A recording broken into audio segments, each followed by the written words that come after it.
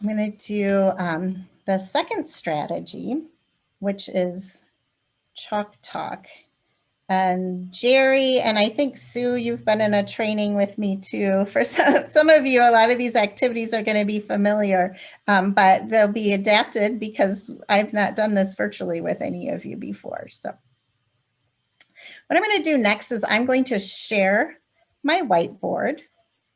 And again, if you're not sure how to do that if you're not sure how to do that, I'm putting instructions in the handout that's coming to you.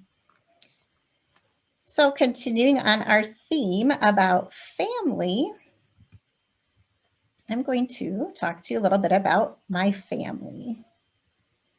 So this is me, and my name is Anna.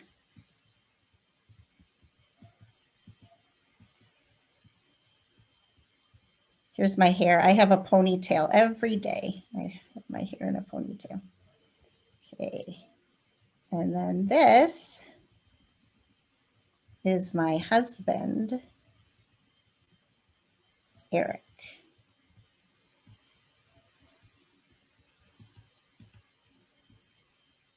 And he doesn't have any hair.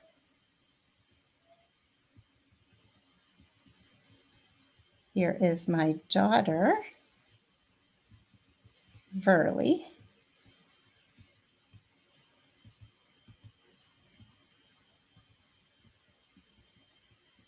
She has long, wild hair. And this is my son, Harlan.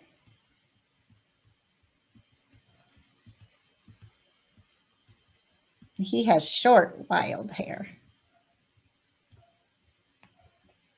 This is me. I'm Anna. I like teaching.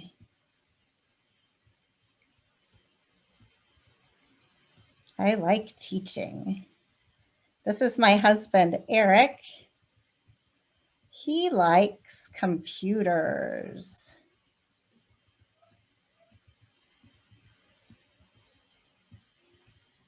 He works with computers. This is my daughter. She likes, Marcia knows. What does she like, Marcia?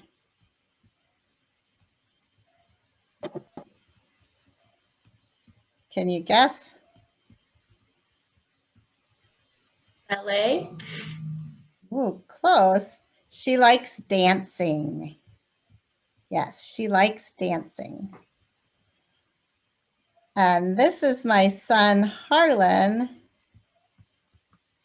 He likes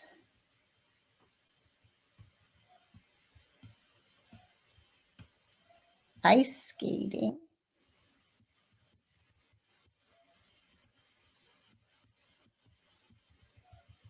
He likes playing hockey.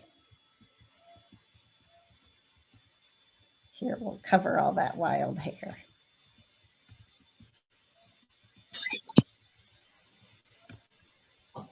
This is me. I'm Anna. I like teaching. This is my husband, Eric. He likes computers. This is my daughter, Verly. She likes dancing. And this is my son, Harlan. He likes hockey. He likes playing hockey. Okay. So what I want to say about Chalk Talk is, when I learned it with an actual whiteboard, like in-person whiteboard. And the idea is that Chalk Talk is really helpful if you don't have access to technology. So if you're just using a chalkboard or a whiteboard. Though now, because we're doing things virtually, it does require technology, and maybe sometimes it's a little more difficult. So I'm going to show you the handout real quickly because we're going to go into a breakout room. So So I want you to be a little familiar. It's my hope that at least somebody in each breakout room will be familiar with sharing their whiteboard. But just in case, I want to give you just a real brief refresher here. So if you are in, let me get down to it, to share the whiteboard, you click share screen, which you'll find at the bottom of your screen. And then you're going to, this screen's going to pop up. So you select whiteboard and then you click share. Then once you're in there, you'll see this bar up here. So if you want to draw, you would click here. It's automatic. That's the first thing that's highlighted when you go in.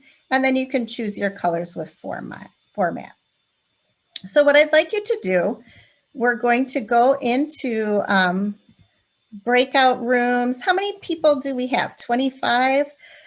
So I'm going to let's do 6 breakout rooms. So you're going to have about 4 people in your group. So if one of you would volunteer to do a chalk talk and maybe just draw, you could, how about your family, since we're talking about families.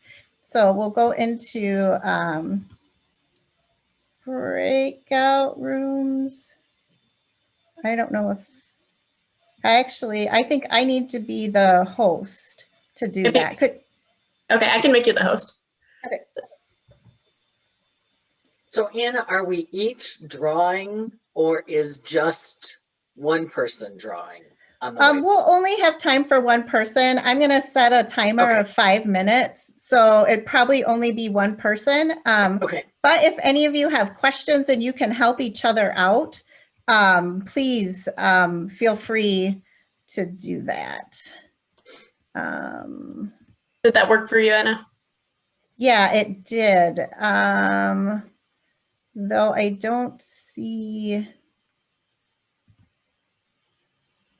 Oh, here I can do it. Yeah. So what I'm going to do is we're going to close the breakout room after 5 minutes. So again, one person kind of take the lead, do your lesson. And then it's going to start counting down at 15 seconds. So you're going to see something pop up, tell you you've got 15 seconds left.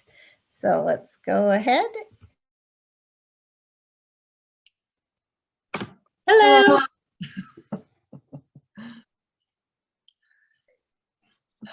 Anyone want to volunteer themselves?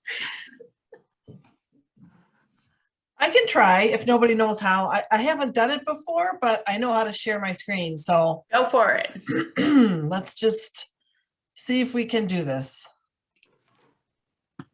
There, you got it. Did it work? Yeah, I can see it.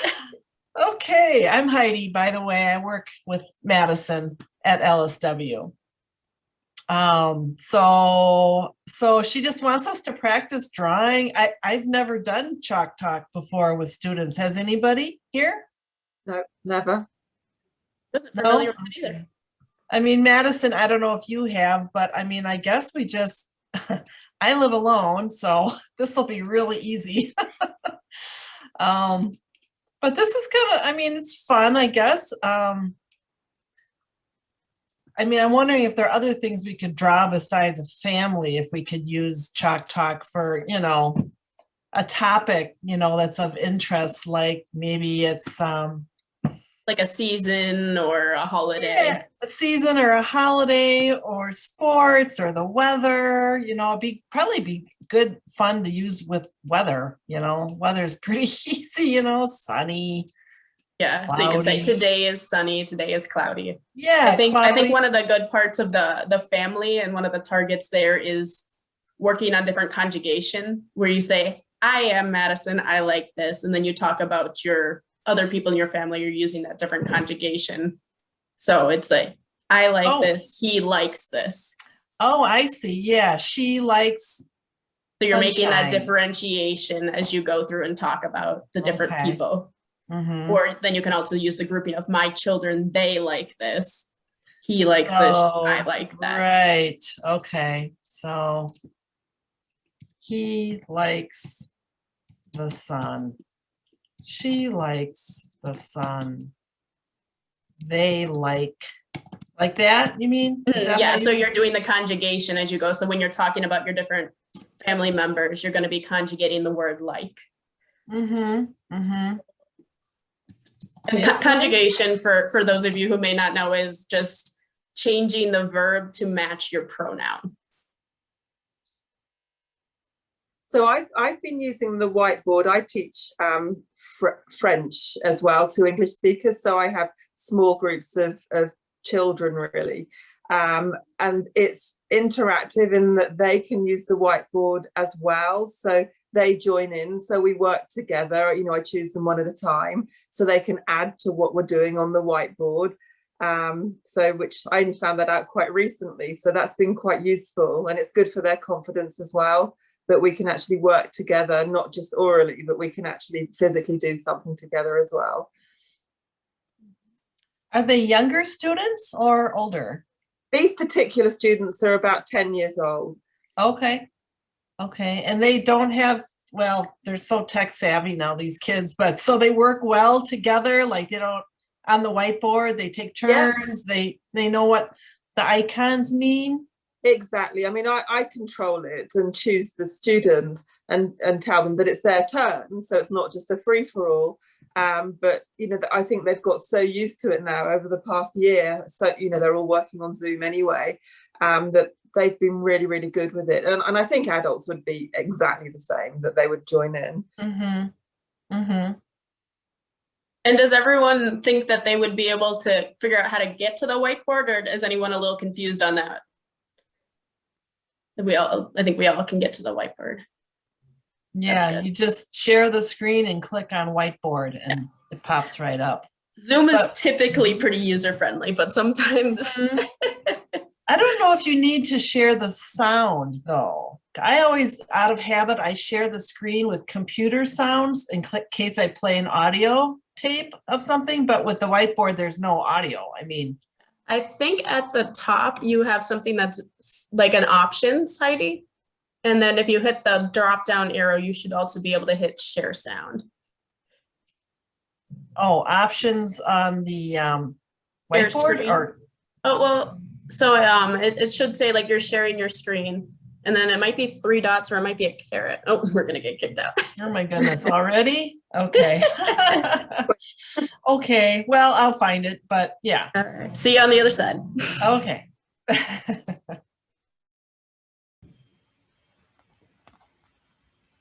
Okay, welcome back, everyone. So I hope that you got a little bit of practice in and maybe feel a little bit more comfortable with whiteboards if you weren't before. So I just want to point out a couple of things about Chalk Talk. So even though we may not think of it as low tech now because we're using it virtually, but you certainly could. You could have a whiteboard with you that you were drawing on, or you can do it on a piece of paper. And certainly if you're meeting face-to-face, you can do it on a whiteboard, chalkboard, paper, that way as well. But Chalk Talk is great because it can be spontaneous. So you don't need to have a PowerPoint done ahead of time. It's something that you can just pull together. But I also want to share with you a little caution. So there are certain things that mean something to us because of our cultural background that may not mean something to someone else. So for example, if I were to draw this building,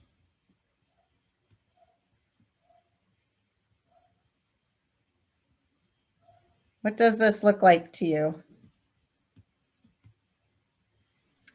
Maybe a bottle? Good guess, but no.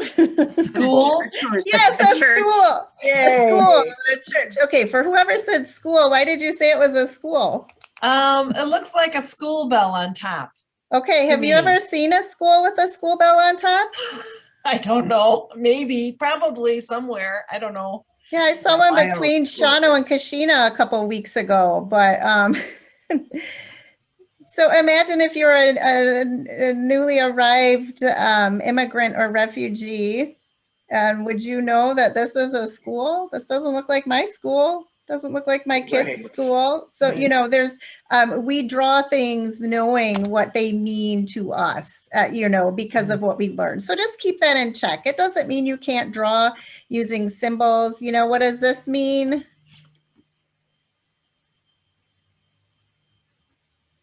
No, don't. Forbidden. You know, we know that, but you might have to teach that to somebody else so that they understand that that's what that means. And so, just keeping in mind that what something means, something that has meaning to you doesn't necessarily have the same meaning to someone else. So, just being aware of that. Not only that, my stick people may not look like a person to somebody. So, keeping all of that in mind and being aware of that as you're going through. All right, so that was Chalk Talk. Again, I'm going to give you all of this in writing, so please don't worry if we're just flying through things too quickly. The next thing we're going to do is called TPR. Can somebody tell me what TPR is? Total physical response. Total physical response. Awesome, you get an A.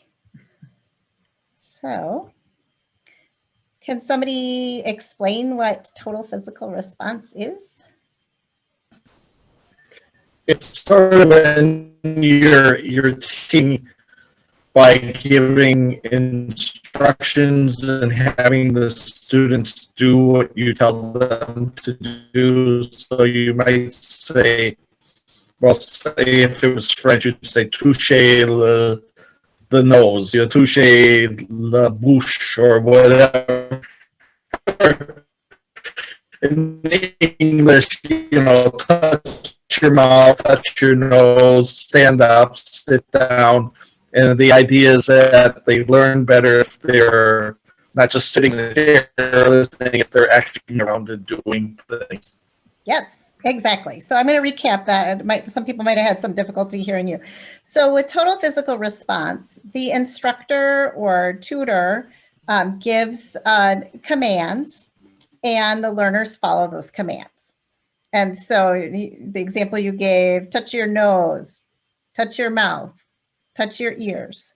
So you can do that in the classroom. You can do that face-to-face. You can do that if you're sharing a camera. What I'm going to show you is a way that you can do it here using the whiteboard again. You could use this with the whiteboard. If you do like Google Docs, you could share a Google Doc and you both could be manipulating the objects on there. So we're going to do this with prepositions of place.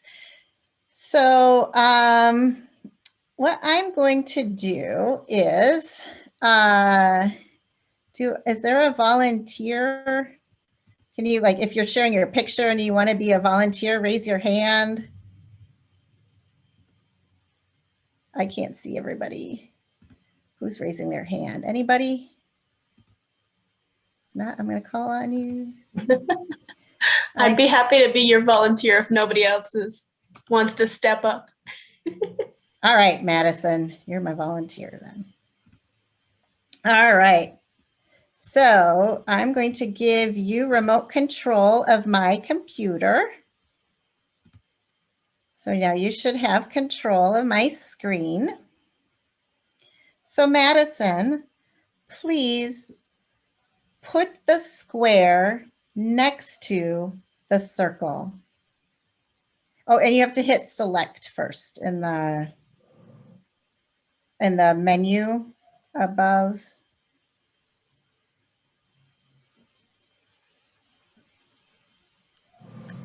Options. No. Oh, you know what? Do you not have select? Try it now. See if you can do it now. There you There we go. So put the square next to the circle.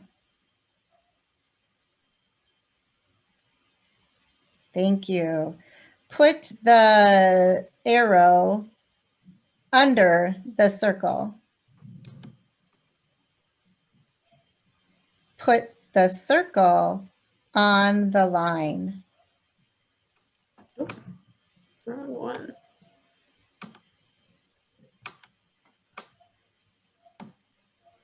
Put the arrow next to the square.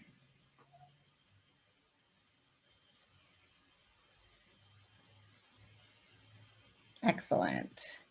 So I kind of skipped a step in that if I were the tutor or the instructor, I would talk through it, kind of talk aloud first, and would say, okay, put this circle under the line, put the square on the line, put the arrow next to the circle. So introduce the language first, then you say the language, and then the learner or learners can then follow the instructions. And then I would give the learners the opportunity to be the teacher. And so they give the commands either to each other, or if you're just one-on-one, they give the instructions to you, and then you can follow along as well. Now, when you're sharing the whiteboard in Zoom, there are some limitations because the person who initiates the share has more capabilities than the person who receives the invitation to view the whiteboard. And so like my menu is different than what Madison's is. So I could see that select and she could not. We're going to take a couple minutes to practice this one also. So first I want to bring up. Question. Yeah, go ahead. One question first here. So the question asks, if doing this virtually, how do you give the student the directions as to what tools to use? Yeah, so this, I'm hoping that these screen shares that I sent to you will be helpful. But yes, that's the challenge. That is definitely a challenge, is if your learners have limited digital literacy. My recommendation would be to share a Google document, because with Google Docs, I think it's easier to both work on the document at the same time. But I guess it would depend on what technology you're accustomed to using with your learner. If you were not going to do it through a whiteboard, let's say they use their phones. You could just have, if you do video chatting, like through WhatsApp or, you know, whatever methods you use, you can just have them show you their desk. And then on their desk, they can have a book, a pencil, a pen, a ruler, whatever. And you could say, put your pen on the book, put your pen under the book. That's what I would do in a classroom. So certainly you could do that with video capabilities. It doesn't have to be on a whiteboard. So certainly if the whiteboard activities are too difficult for your learner, then find ways that you can do it just through video chatting. So here's an example. So I'm going to put you in breakout rooms again. This time we're only going to do it for like 3 minutes, just to keep moving along with time.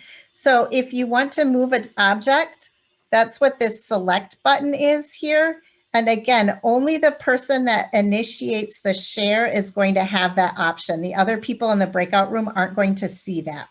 And then here again, you can draw using that squiggly line, and you can create shapes there. And then you can pick the color of your shape here. And so you might want to not just say circle, square, arrow, but you can say blue arrow, red circle. So then you're incorporating more vocabulary. So again, I'm going to put you in breakout rooms just for 3 minutes this time. One person do the sharing, and you're the one that's going to be able to move the objects. So if you're sharing your screen, you may want to ask somebody else to give the commands to you, because you have that select object capability. So let's do this. Go up into breakout rooms again. I think your groups worked well last time, so we'll keep you in the same groups and do it again.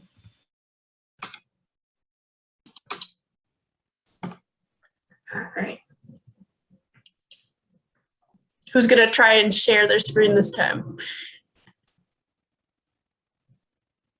Anyone else want to go?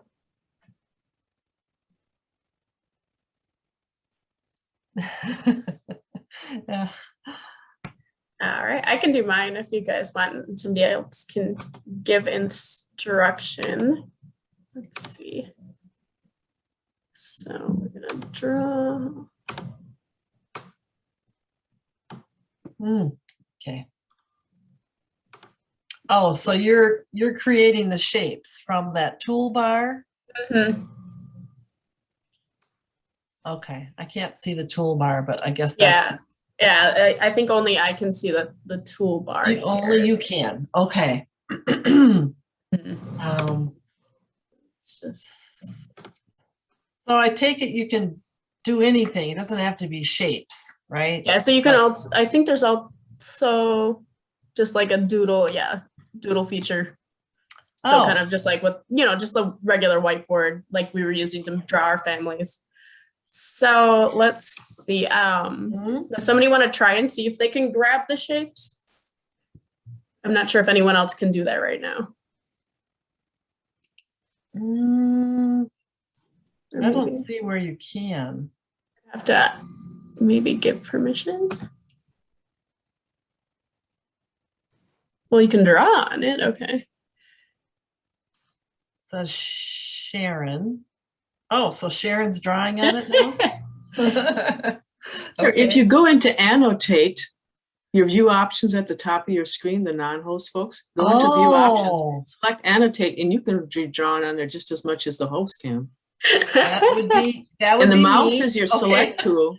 The mouse is your select tool. Yeah. So I think what she was saying is if you're not the host of the meeting, I can't allow someone else access to move my shapes. But if somebody wants to give me instructions, I can Ah. Okay. move them. But with your student, you would be the host and they would be able to use that feature. Although I can move your shapes. Oh, you sure can. Okay. I would feel like the students might just start doing all kinds of stuff and that the lesson might like get out of control. I don't know. Like with the drawing, yeah. I don't know if you can Yeah. like keep or stop students from drawing during your lesson or not. Yeah, I don't know. I guess you can clear it. There's a clear basket at the top here.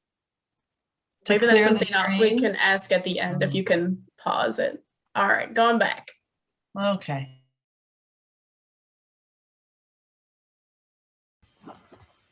All right, welcome back, everyone. So I know these are really, really short breakout times, but again, we only have an hour and I wanna get in four strategies for you. So my recommendation would be before you do a lesson with your learner or your class is to get a group together and try it out. So have a Zoom happy hour with your friends and say, hey, I want to try some things out. Were you willing to play with this with me or do it with your friends? I'm in my house by myself for the first time in a really long time, and certainly the first time running a workshop. This is amazing, but I've done it before, and my fourth grader was in the background, and she would say, oh, you have to do such and such. And so you'd be amazed at how much, the young people in your house know what to do. So my recommendation is play around with this stuff. Find somebody else who'd like to do it with you and have some fun. And I recognize that not all these activities are appropriate to your learners, and your learners may not have the digital skills to be able to do this. So my hope is that you'll leave today's session with some ideas in your head, and that it's just going to get you started thinking about, how can I do this with my learner, or what would be appropriate with my class? And certainly, if you can do it on the computer, you can do it on a piece of paper. And so my hope is that all of this stuff, if nothing else, you have a camera and a whiteboard that you draw on, do it that way. Or have your learners, I don't know if they have whiteboards at their home or if your program can provide that for them, but that's an option too. And so if you're using FaceTime or WhatsApp or even telephones, taking pictures and sending it to each other, give them instructions of how to draw something, put the square here and the triangle here, have them take a picture of it and text it to you. And then you can compare. Well, does that look like my drawing? And then I'll send you a text of my picture. So are there ways to, make things fit whatever technology you and your learners are comfortable using? So to close out TPR, or total physical response, Because it's listening, the learner's listening to you and then acting out what you're doing. This goes with the theory that reception precedes production. And what that means is we understand as language learners, we understand what we're hearing before we're able to say it. So like I can listen to somebody speaking German and have an idea what they're talking about, but I may not be able to talk back to them. And so this is a great way for learners to show that, yes, they understand what you're saying, and it's a way for them to be able to demonstrate their knowledge without having to speak. Now, when you invite them to be the teacher, then they are having to produce that language, but you wouldn't do that until you know that they're comfortable with it. And it's also, TPR is a kinesthetic or tactile learning strategy. So that means you're moving stuff around. Now on the computer, that's limited, but if you are, actually in the classroom, or if they're doing the work on their table, like put your pen on the book, that's some, the moving. So that really helps with kinesthetic and tactile learners. Yeah. Excuse me. Did you say it's reception precedes instruction? Production, like producing the language or speaking. And Okay. again, that'll be on the handout that you get after the session too. Thank you. Okay, so we have just a few more minutes. So I want to do one more activity with you in closing. And I know Madison and Marcia want to do an activity with you or have a couple minutes at the end also to close out. So I need a fast volunteer, someone to volunteer. Just unmute yourself and say, Anna, I'm here, I'm ready.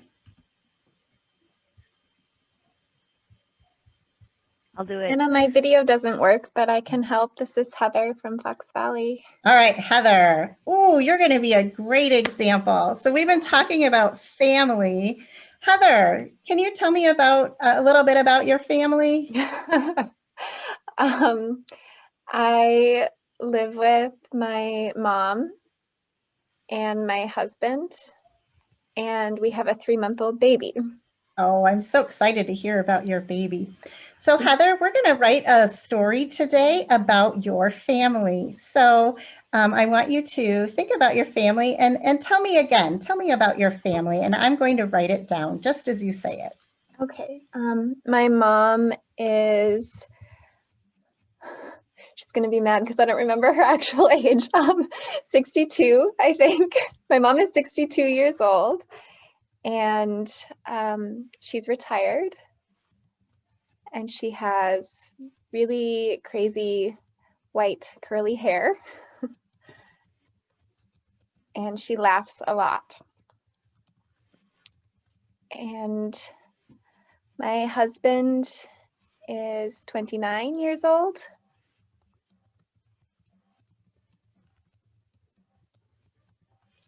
And he is from Congo and loves politics.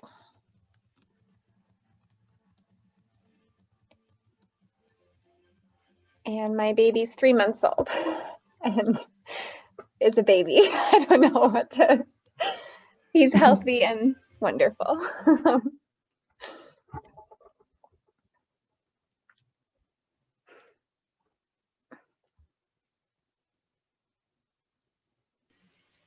Okay, that was really strange. My Echo just started playing music. Again, I said I'm the only one here. Okay, so thank you, Heather. We're going to pause right there.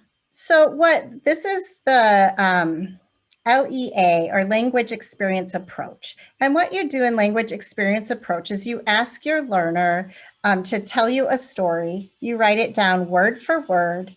And this becomes the text that you use in your lesson. So now we have a story that we can use for, I can use this with Heather in the future. This is a great approach because it's very motivating. The language that's in this story is relevant and important to Heather. I know that because she said it. So it's not me trying to think of what she might care about. She's giving me the language she wants to know and the language she knows. She knows the word crazy. If she didn't know it, she wouldn't have used it. And so the language now in her reading material, we can use this for reading, is relevant and important to her. So I want to go back to the close activity. So you could take this, and I'm going to just copy it. And I'm going to make I'll make a new document. And now I can take some words out.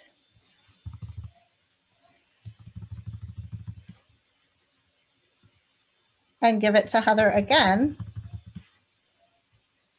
So I could take the words out, print it out, and then give it to Heather for a work maybe next time we meet, and then she'll go through and she'll fill in those blanks. And then we can pull up the full document for her to check her work. It could be an activity where she goes in and corrects her grammar. Heather had really good grammar in telling her story. But if you're working with an English language learner, that would be an opportunity. Could make vocabulary lists out of this. So there's a lot of different activities you can do with it. If Heather and I were in an hour lesson, I would make the story would be much longer. I cut her off after 4 sentences because we didn't have a lot of time today. It's not a full lesson. Again, I will put a link to some examples of language experience approach. There are wonderful YouTube videos available out there. And again, you know, when I learned this, I was doing it on a whiteboard or a chalkboard and then would go back and then like take a picture of it and then type it into a document.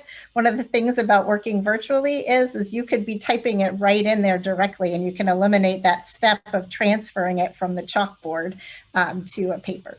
And you also could be sitting down with your learner in a paper and pencil and writing it down.